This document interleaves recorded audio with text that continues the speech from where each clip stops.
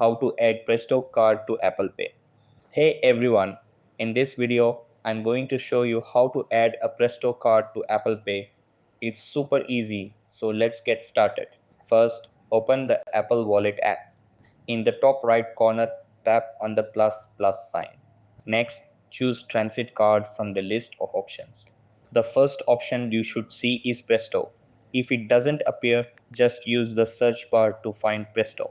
Now, select the Presto card and you'll see a screen that says you can ride trains and buses using your iPhone or Apple Watch. Tap Continue. From here, it will ask how much you want to load onto your Presto card. You can enter an amount like $5 CAD and then hit Add.